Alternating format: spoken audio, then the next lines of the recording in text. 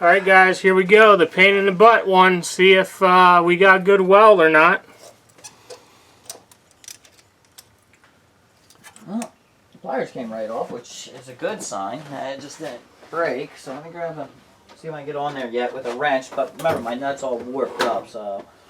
Yeah, that nut saw a lot of heat, so... And I had a bad spot to weld, so my weld's not very well over here. Because I had to go at an angle instead of straight on. Yeah, right. Well, there you go guys. That's a failure. That's why it's much easier to do it when they're sticking out. Now of course you can't pick and choose how you want to stud the brake, so... Alright guys, so Wayne got that bolt out. Basically, well, I'll let him tell you how he did it, and we'll go to the next step. How'd you get that bolt out? Well, I couldn't really drill it, as you can tell, so I used a rasp, like a Dremel fit tool, and I just kind of grounded it out. But I got lucky, I grounded it out pretty, like, dead on center, where I was able to get it so thin, I was able to pick the threads out from the bolt from inside the head out. Normally that doesn't happen. Normally I would just grind it out the best I can and put a 5/16 bolt, go to the next size up and use like a standard 5/16 bolt. Alright. I got lucky and was able to save the threads without damaging them. You can show them the tools in the toolbox up there if you want to grab it. It has the Dremel bit on it.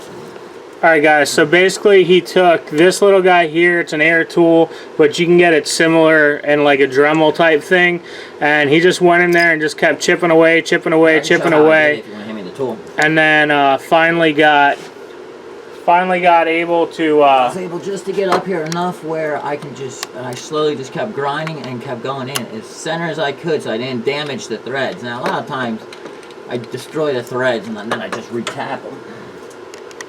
Or you could have, if you damage the threads, retap it, put a Healy coil in, and then you can save the threads that way too.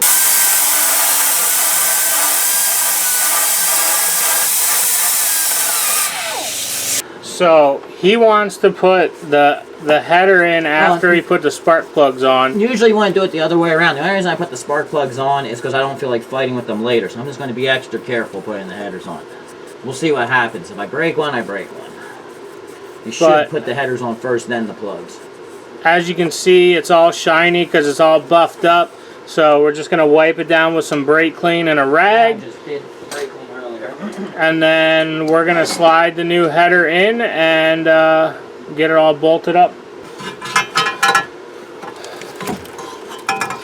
Alright, so we slid it in through the top. We got all new hardware, so we're going to put a flat washer and a lock washer on. Just to help them, stay tight, because headers do have an issue. You do need a flat washer on these because the header holes for the bolts are a little bit bigger. I guess to give you a little leeway to help you get it lined up. So you don't break them. I think they do that because remember the problem gives it more room to flex so you don't break the new bolts off. Could be. I really don't know if that's what they do it for, but that's my guess. And then in the back, we're going to do something a little different. We'll show that last. Because Wayne went from not damaging any of the threads to... Except for a few of them. Possibly I looked again not and it damaging. looks like I got some.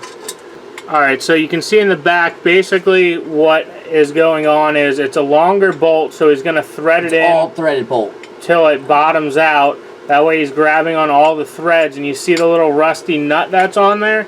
That's actually going to be what tightens to the header. I'm going to tighten the bolt first, so I have the nut all the way back, and then once I run out of threads, I'm going to tighten the nut to hold the header in tight, because I want to use every thread in there.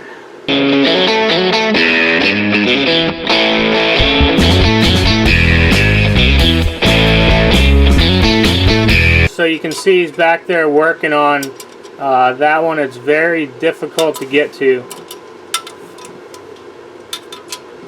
So he's got his bolt in where he wants it, and now just going to tighten down that flange nut that he's tightening with his finger, and that'll do the clamping, and we'll be good to go.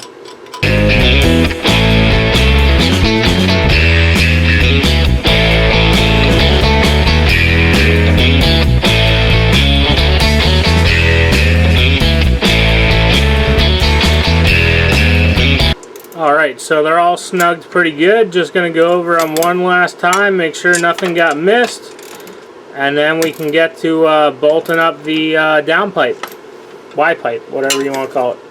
Alright guys, so there it is. Everything bolted up good. Super happy with everything. These are just cheap China headers off of eBay. There's nothing special about them. They all bolt up. Everything looks good. I will show you what they look like. There's a side shot. And then, of course, we've already seen this angle up here. And there they are on this side. So everything's in, everything is tight, and everything's looking good. Alright guys, so we're going to wrap up the video for today. Wayne put Banks headers on his SS truck, which is tighter because it's a 04, so it's the older body. It's also lowered, blah blah blah, yada yada yada, so things are a little different. But we had problems getting his Y-pipe to match up. It could have been warped. Truck does have a lot of miles on it. This truck has similar miles on it though. So were the Banks headers just a little different and they didn't fit properly? Was it his Y-pipe? Who knows? But in all reality, the only difference between these and the $600 or $700 bank headers, so 3 times the amount of money, it came with bolts. And that's because it does have a thicker flange on it. Now, I'm not sold on the thicker flange thing. I believe that's all horse dookie, but we'll find out. His parents, this is his parents' truck. They use it to haul. They drive it. They put miles on it. We're going to see how they hold up. We'll do an update video at some point in time. But, and also, he's not getting rid of his truck. So we'll do a Banks update. Maybe we'll do a comparison down the road. See how we like everything. See what's going on. Like I said, you're not really going to notice a power difference. This isn't about power. This is about replacing a factory exhaust manifold that's problematic with the tubular exhaust header. You're not going to notice any power difference. I really don't think you will. In your head you might, but I really don't think on a dyno you'll show too much difference in power. Because you still have your stock Y-pipe, and this truck is a completely stock exhaust. This 07.5, so new body 07, is a completely stock truck down to the muffler. Nothing else has been changed on it. Now Wayne's truck, stuff has been changed and modified by the previous owner.